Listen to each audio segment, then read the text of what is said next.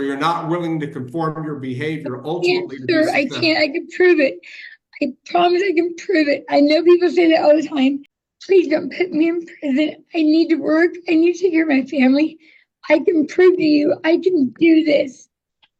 Shannon Campbell Roundtree, Yes. you were set to appear before this court at 2 o'clock today. Why weren't you here?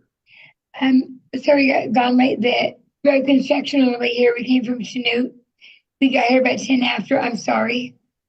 Okay, I heard Chanute, and I'm sorry, and I didn't understand much else, There was Judge, there road was a construction. construction delay. which of course you should have allowed for by planning to get to Eureka much, much earlier so that you're not late and holding You are up correct, sir. a Yes. number of professionals who are waiting on you to take up your case. This is State versus Shannon L. Campbell Roundtree. Shannon Campbell Roundtree has now joined us. Earlier, the court, due to her non-appearance, entered an order of bond forfeiture, bench warrant, and a no bond hold due to her failure to appear. This time, the court is going to set aside that order because we are going to address the warrant to show cause matter today. With that now announced, Mr. Paul, what are your client's intentions? Judge, my client's intentions are to admit to the 3 violations as outlined in the amended motion to revoke probation that was filed August 8th of 2024 and proceed to disposition at this time and forego her evidentiary hearing. Ms. Campbell Roundtree, I'm going to read the alleged violations that are in the motion to revoke probation as amended. Defendant failed and was instructed by her ISO to report to the Greenwood County Jail on May 24, 2024 to serve a 48-hour jail sanction due to admitted to having consumed methamphetamine on May 7th, 2024. The defendant failed to report to the jail as instructed. Number 2, the defendant failed to abide by the rules of the 31st District Drug Court as directed. Number 3, defendant submitted a urine sample on August 7th, 2024 that tested positive for amphetamine/methamphetamine. The defendant signed a statement of admittance to this usage. Among other lesser remedies, the court could consider just revoking your probation outright and having you serve the remaining balance of your sentence locked up. Do you understand these things? Yes, sir. Could I say why I didn't show up for that weekend? First, I need you to tell me if you are waiving a hearing and are admitting these violations. Yeah, I'm waiving my hearing. The court does find that the defendant has knowingly waived her right to a hearing in this case and has stipulated and agreed that she committed the violations as alleged and read off by the court earlier. These are substantial and material violations of the terms and conditions of Shannon Campbell Roundtree's probation. The court will now turn to a dispositional phase. I'll ask for recommendations. I'm going to start off with Mr. Ketley again. Mr. Ketley, how do you see this case? Her case has been kind of a long drawn out case, Your Honor, when we've had issues through the drug court and stuff down there. I will note that I had a UA last week and she was positive for amphetamines, which she admitted to. Ms. Gillette, your recommendations regarding an appropriate disposition. I say this frequently in all the different courts. Choices have consequences. My own choices have consequences. All of us that work in the judicial system understand this. I am aware of the 31st Judicial District's drug court program. I'm very aware of how hard they work to help people stay on the straight and narrow. But Ms. Campbell Roundtree did not take advantage of the drug court's programs and all the things that are offered. I have not had this many sanctions given to one person to try to help her. It is astounding to me the number that she's had. And I have all of them here. How many is that, Ms. Gillette? 1, 2, 3, 4. There's 4 sanctions here. She was to have a 3-day weekend on 10/8 and a 3-day sanction on 10/15 as well. Both of these are for having positives in failing to refrain from using substances. So she's been given 4 sanctions in this case without having to come here and stand for formal revocation in front of the court. She's been given opportunity after opportunity after opportunity. And I also know that there was a drug bust in Neosho County that Miss Roundtree was at. She's been given extraordinary chances to follow through. I just don't think that she is amenable to treatment. When she was ordered to do this last sanction, you got to be there to do your sanction and you got to show up. As many chances as she's been given more than almost anyone else I've ever seen. And she has not availed herself of those chances. Sir, can I see why I wasn't available for Come that? on, I'll give you an opportunity to address the court Okay. later. Mr. Pa, on behalf of your client, what are your recommendations regarding an appropriate disposition? Judge, this is her, I would say, first formal probation violation in front of you, Your Honor. The first time that she's had counsel, she has waived it in the past. She's had her same job for many years now. As it is very apparent, Miss Campbell Roundtree has a substance abuse issue, and it's probably a little more serious than she thinks it is. I would ask that you sanction her appropriately and reinstate her probation at this time. Campbell Roundtree, you wish to address the court and make a statement at this time in mitigation of punishment? Sorry, yes. I've always abided by my sanctions, and I go to my outpatient groups. I always get men by everything. When I was supposed to do the sanction that weekend, I had been addressing in class and with my ISO that my daughter started having a drug problem, and that was really weighing on me really hard. And that same Friday, she was having delusions and whatever. An ambulance was called for her, and so an ambulance came, and they came and found her out, not knowing what was going on. They got the police. The police had they got a search warrant for the house. So I was at work at the time. She was at the hospital. They searched the house, and basically everything was found in her room except for some paraphernalia. I've been addressing this for about a month or so at my outpatient group and with my ASO how concerned I was about this. So that Friday, they searched the house. They arrested all of us, my husband, me, and my daughter, and we all had to stay in the Neosho County Jail. That's why I didn't make my sanction. Otherwise, I have complied with everything. I've paid everything off. Okay, let me back up a minute. So you didn't report for your sanction because you had been taken into custody? She'd been arrested? Yeah, with the whole family. The whole family was. Because we all. Did you bond out then? Did you bond out? Yeah, several days later. It's like several days later. Did you then report to the jail as soon as you bonded out? Yes, I did. Did she voluntarily surrender herself after she was released from custody over apparently after this drug bust? We got the warrant over to drug court and they arrested her when she showed up into drug court. But I reported my ISO immediately after I got out. I had a friend call my ISO until I was in there. I didn't know they knew that. And I tried to call her when they were arresting me, but they said I only had, phone. Campbell Roundtree, hang on a second. I'm just trying to understand the whole sequence of events here. Okay. So you got arrested and you're saying you couldn't show up for the sanction that Mr. Ketley had essentially imposed upon you because you'd been arrested. And then you got released on bond, but you didn't go to the jail. You went to go see your ISO on the 31st instead. Is that what you're telling me? Correct. I called her and said, hey, I just got out of jail. What do you mean do? She said, go to drug court tomorrow. It's like late at night. Go to drug court. And then they arrested me at drug court because I didn't know what was going on. I had no idea.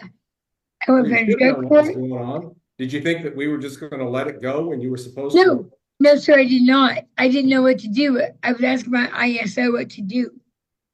I reported to Did her she as even soon know as that you I, had a sanction that you were to report to the jail for? right, but I was letting her know. I let her know that's where I was. That's why I wasn't there. And she said, okay, you have drug court tomorrow because it's late at night. Report to drug court tomorrow. I said, okay. She said, come to me first. At the time, I was wearing the drug patch that you wear instead of taking UAs. You wear a patch, and they check that, which is clean. I can prove I was clean. That's what my ASO Jackie told me to do at the time. What do you think this court should do due to your non-compliance? I know I owe a sanction. I do know I owe that, but I've been complying with everything. I'm trying really hard. I work, I take care of my family, I do all that. And I've been struggling with this problem with my daughter now for like months about this because of the struggle. And then that happened. So, but I informed Jacqueline of all of this. I had a friend call her while we were in jail in Neosho about being in jail and about my sanction. So she could let somebody know that I wasn't just blowing it off because I was not. I'm sorry. I mean, I've been doing my best. I worked the same job for 11 years. I'm working my best to do this. And I just want to comply with everything. I understand I have to be accountable for my actions. All right, Ms. Campbell Roundtree, your crime of conviction was possession of methamphetamine. Almost always, that connotes that the person who's in possession of the drug is a user of that drug. Right. So on these level 5 possession of methamphetamine cases, treatment is the focus. Right. Much more than punishment. What all we expect in return is that the person who's been given the opportunity on probation for a rehabilitative purpose to take that seriously, embrace the treatment alternative to prison, and rather be successful in the community while addressing a drug problem. Yes, sir. You haven't been that. The number of sanctions, which I think Ms. Gillette reviewed for this court, indicates that the officer has tried and tried and tried to work with you. But each time you commit some sort of serious violation of the terms and conditions of your probation, and rather than seek revocation, he's tried to work with you in trying to get your attention through quick dip sanctions, which apparently you've had 4 of them. I'm still disturbed about the last one, when he again tried to work with you. You were to report to the jail for a sanction, and you went and got yourself arrested so that you weren't available to report for that sanction. It would seem to me that you should have known that the first thing you needed to do after you made bond was perhaps inform your ISO what was going on, but then report to the Greenwood County Jail yourself, surrender yourself the way you were supposed to originally. I'm sorry. I asked Okay, her. don't argue with me. Okay, I'm listening to what you had to say, so why don't you listen to me now? Okay.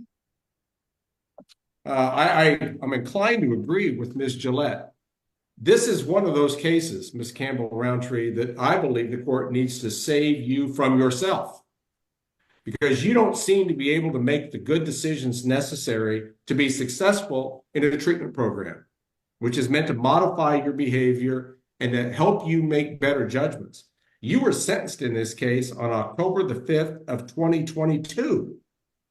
Here we are deep into 2024, and it doesn't even look like to the court that you've made any real progress in all this time, despite everything that Mr. Ketley has tried to work with you on and that treatment has tried to address. I think, using a colloquial term, don't take this wrong, you're a mess. Yes. And the only way that we can save you from yourself is to impose a long-term period of incarceration, where maybe you have the opportunity to be separated from these ugly drugs for so long that you won't want them anymore.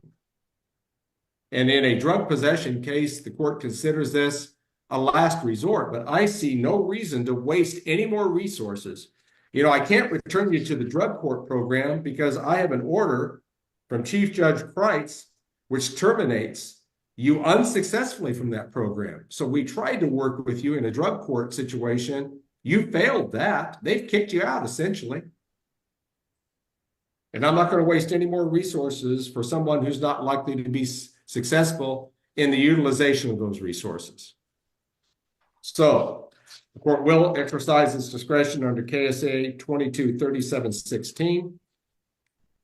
I will make a finding in this case that Ms. Campbell-Roundtree has been willfully non-compliant with any treatment alternative that was intended in this case, that she's not amenable to probation, and it's not in her best interest to remain in the community where she's constantly exposed to and uses illegal drugs.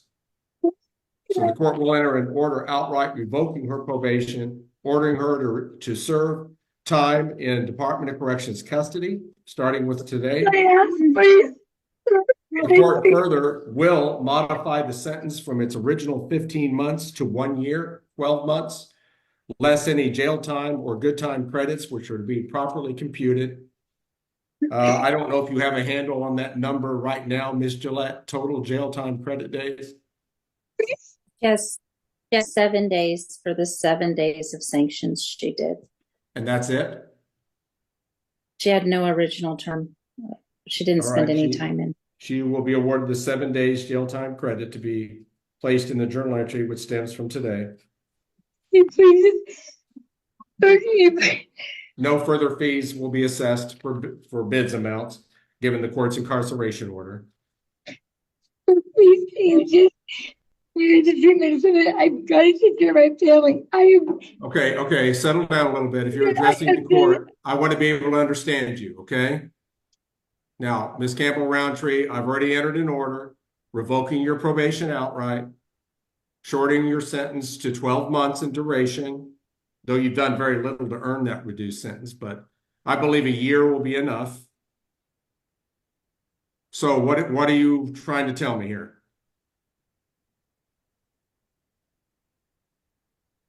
I know I had a problem. I've been an addict. I've been trying to help my daughter. Please don't put me in prison. I need to work. I need to take care of my family.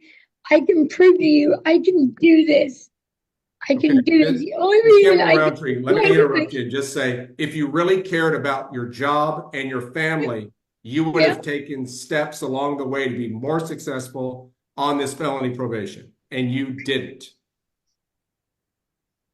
So you're not willing to conform your behavior ultimately to be successful. I can't. I can prove it. I promise I can prove it. I know people say that all the time, but I can prove it.